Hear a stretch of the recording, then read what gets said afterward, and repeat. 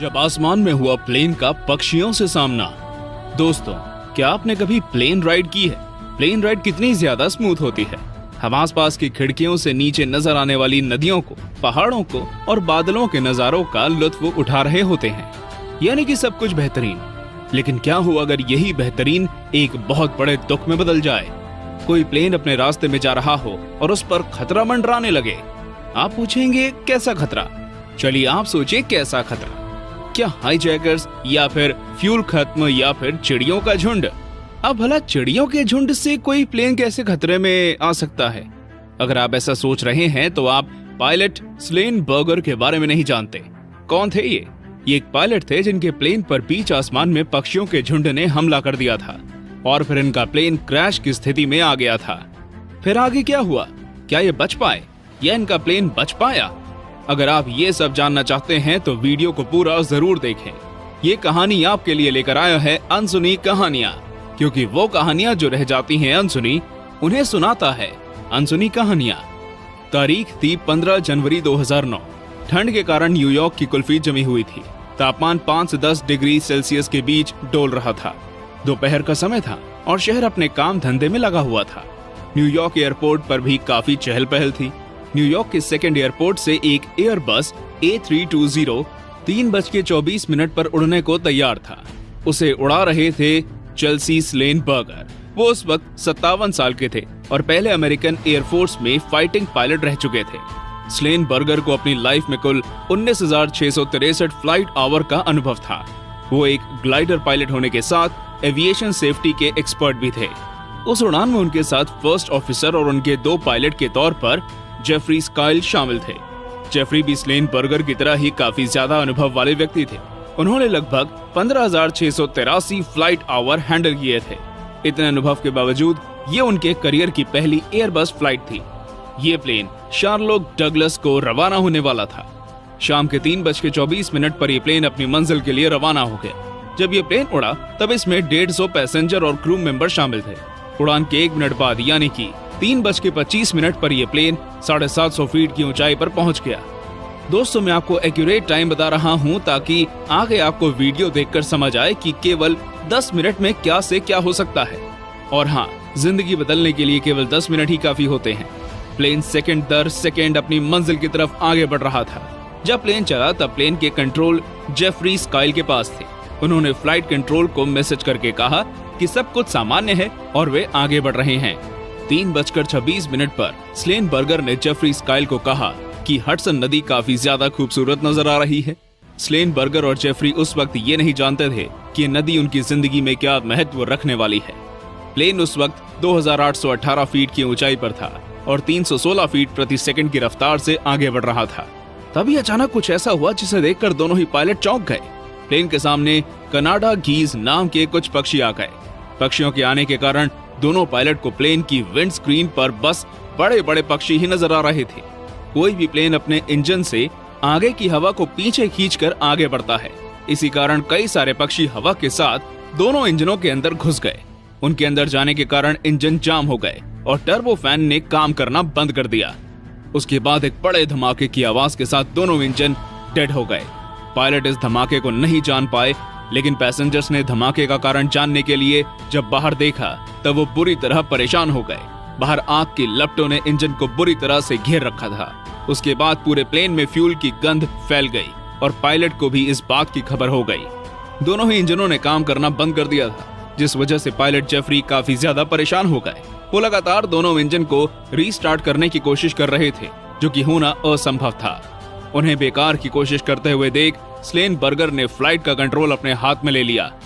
Engine जल जाने के बावजूद प्लेन पर कोई खास फर्क नहीं पड़ा और वे लगातार क्लाइंब कर रहा था, यानी कि ऊपर की तरफ बढ़ता जा रहा था। लेकिन ये ज्यादा देर तक नहीं होने वाला था और प्लेन को नीचे ही आना था। ये बात दोनों पायलट जानते थे। इंजन के जलने के बाद प्लेन ने 19 सेकंड तक क्लाइंब किया और दोस्तों, प्लेन 3060 फीट की ऊंचाई पर पहुंच गया। प्लेन में इंजन होता तो ये कोई बड़ी ऊंचाई नहीं होती, लेकिन बिना इंजन वाले प्लेन के लिए ये हाइट मौत के दरवाजे से कम नहीं थी। 3060 फीट की ऊंचाई पर पहुंचने के बाद प्लेन 390 किलोमीटर प्रति घंटे की रफ्तार से नीचे की तरफ गिरने लगा। प्लेन ने जैसे ही नीचे गिरना शुरू किया, स्लेन बर्गर ने फ्लाइट कंट्रोल को मैसेज किया, कहा कि हम अपने दोनों इंजन खो चुके हैं। हम लगौर्टिया एयरपोर्ट वापस आना चाहते हैं। दोस्तों, न्यूयॉर्क सिटी के एयरपोर्ट का नाम लगौर्टिया है।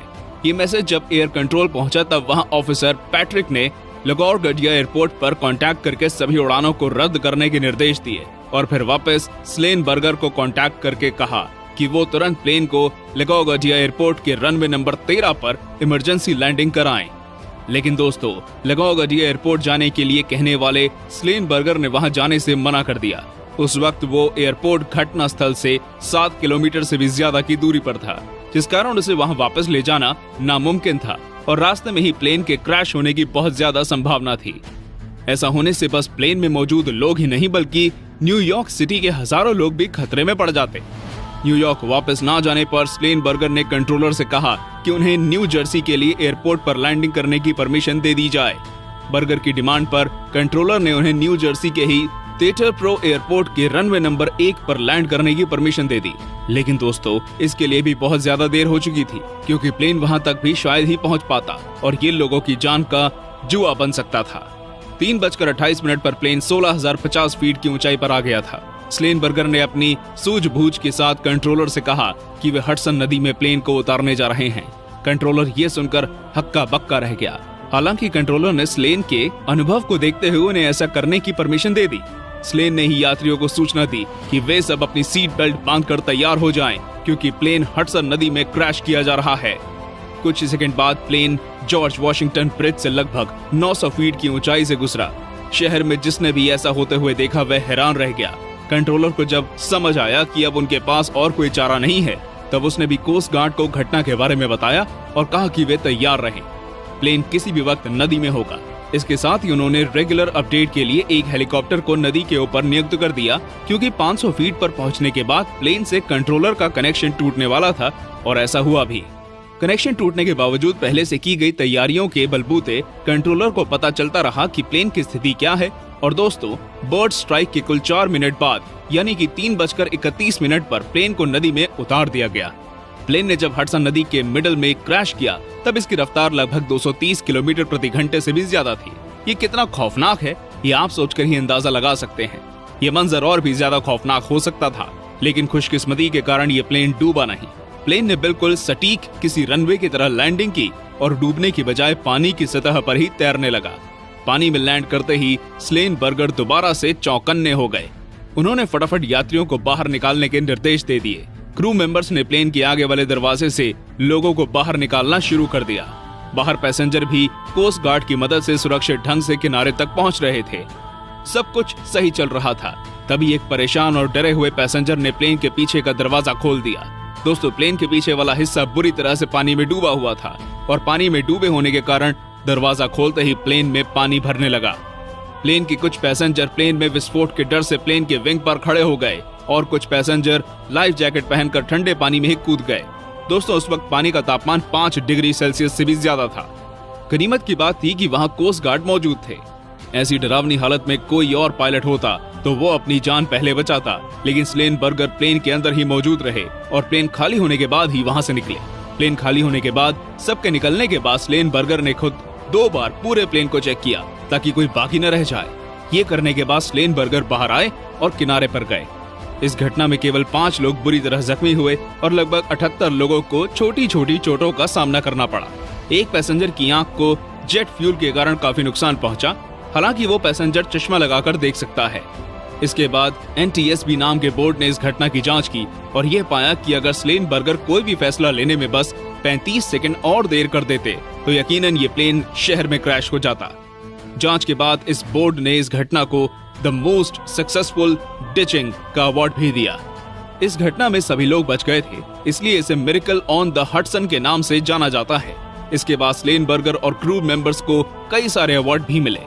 तो दोस्तों, ये थी ऐसे प्लेन की सच्ची कहानी जिसे सूझबूझ से मौत के मुंह से निकाल लिया गया। आपको ये वीडियो कैसा लगा हमें कमेंट करके जरूर बताएं। वीडियो को पूरा देखने के लिए आप सभी का बहुत बहुत धन्यवाद।